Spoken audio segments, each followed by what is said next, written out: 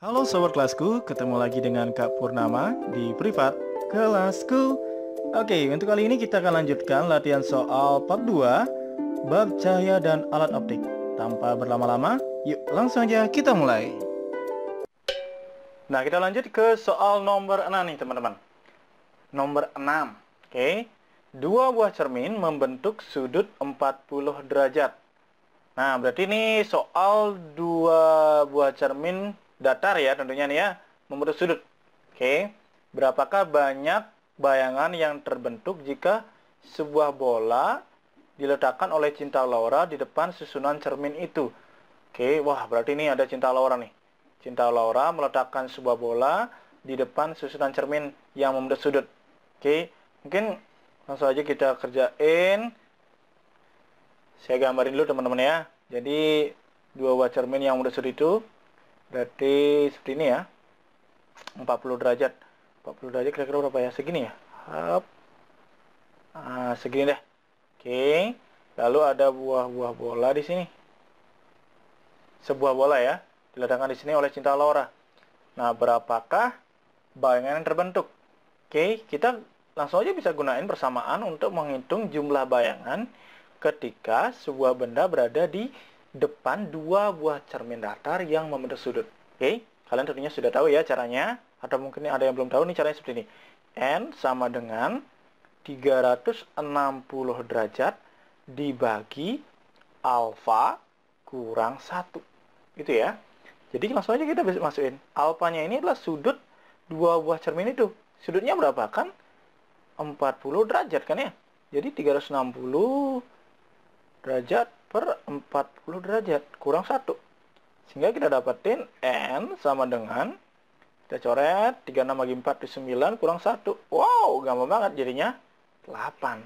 Oke, hasilnya berarti jawaban yang benar adalah B. Oke, itu dia.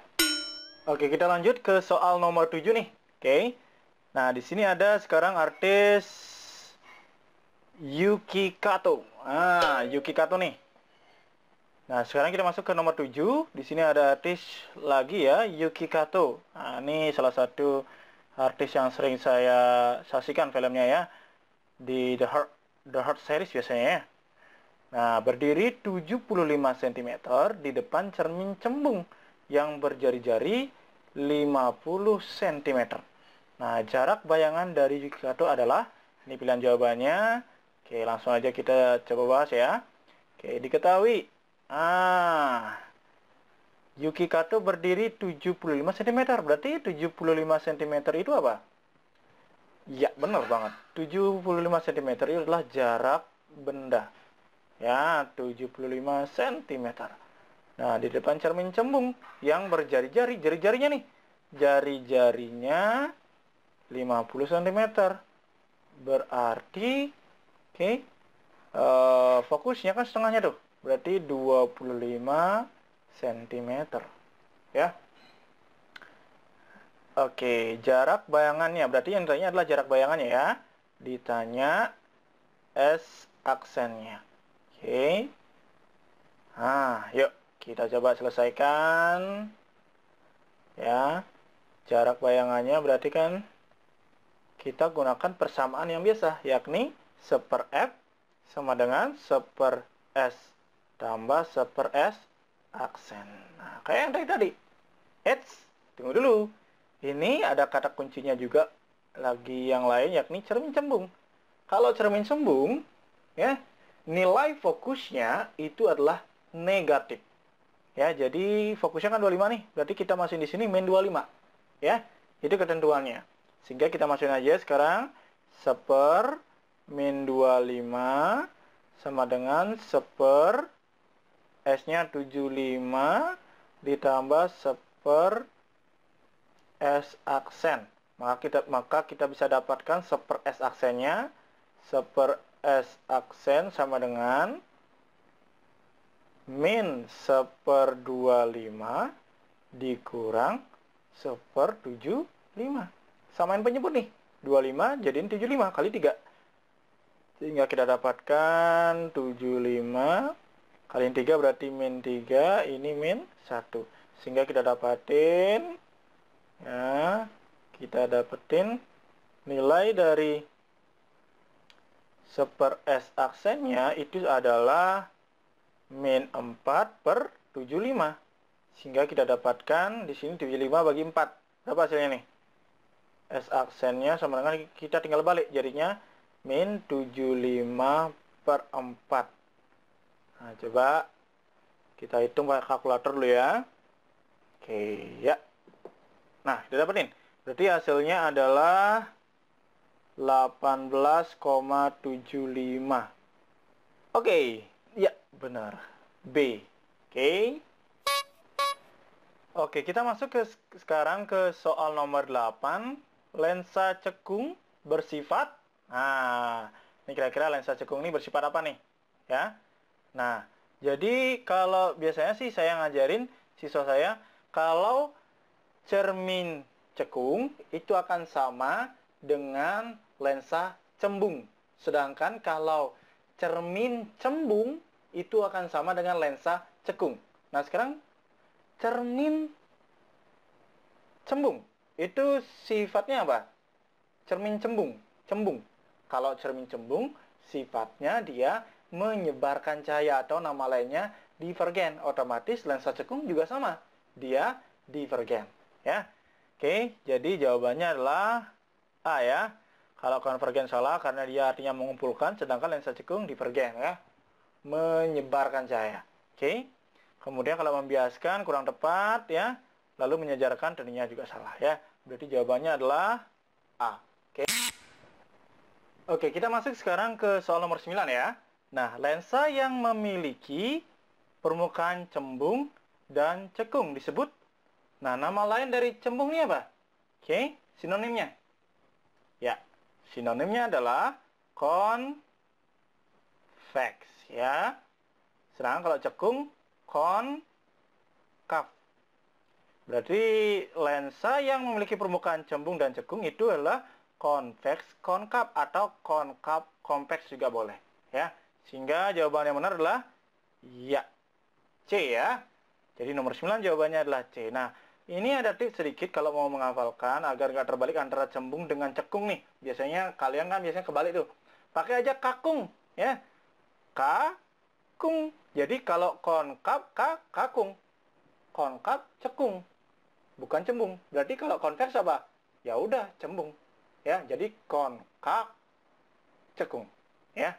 Oke, itu dia untuk nomor 9. Baik sobat kelasku, kita masuk ke soal yang nomor terakhir nih. Bila benda terletak di antara F dengan 2F pada lensa cembung. Nah, sifat bayangan yang terjadi. Jadi ditanya adalah sifat bayangannya ya. Sifatnya. Jadi sifat itu ada 3 bagian. Apakah dia nyata atau maya, lalu tegak atau terbalik, lalu diperbesar atau diperkecil. Oke, langsung aja kita coba selesaikan. Nah, kita bisa menebaknya langsung lebih lengkapnya dengan cara menggambarnya ya. Jadi lensa cembung, oke saya bayangkan, bukan gambarkan dengan garis lurus ya, seperti ini. Lalu kita buat sumbu utamanya, nah seperti itu. Kita isi F dengan 2F-nya ya. Ini F, ini 2F-nya. Begitu juga di sini, kan lensa ya, jadi kiri kanannya juga ada fokus dan jari-jarinya. Nah, oke. Nanti sobat di rumah bisa mengerjakannya dengan ukuran yang pas ya. Ini kan agar lebih cepat aja dulu. Di ruang antara F dengan 2F ya. Berarti di sini dong. F dengan 2F di sini. Nah, berarti di sini kita gambar nih. Coba kita gambar di sini aja deh. Oke. Nah, ini kita gambar bendanya. Nah, kalau di sini berarti di ruang berapa namanya? Kan kalian sudah diajarin di sekolah antara ruang O, ini O ya, sampai F itu ruang 1. Lalu ini antara F dengan 2F itu ruang 2. Ini ruang 3 ya. Untuk benda ya.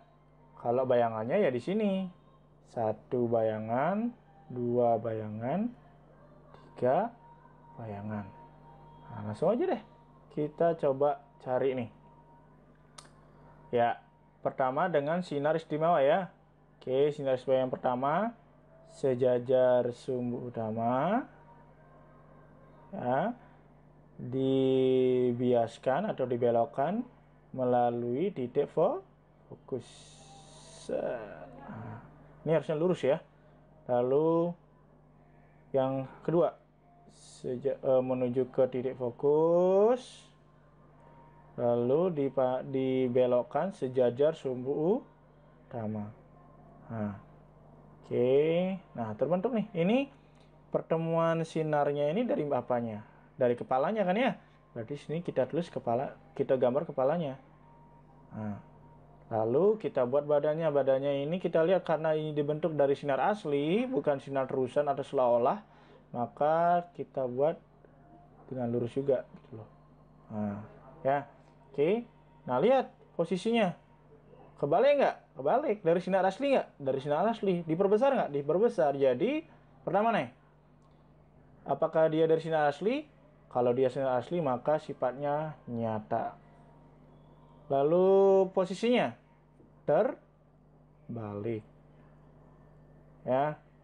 Dan terakhir, oke, ukurannya gimana? Diperbesar.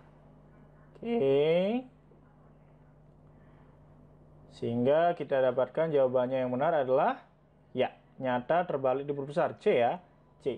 Atau juga kalian bisa menggunakan cara ruang benda tambah ruang bayangan itu sama dengan 5 ya. Oke, coba kita cek ruang bendanya kan ruang 2 ya. Tambah ruang ini sama dengan 5, maka ruang bayangannya berapa? 3. Lihat aja dari ukurannya 2 ke 3 kan diperbesar. Lalu ini nyata dan terbaliknya ya sedikit harus menghafal. Tapi dengan kalian mengerti pemahaman grafisnya, maka kalian akan tahu sifatnya adalah nyata, terbalik, diperbesar. Oke, itu dia sobat untuk nomor 10.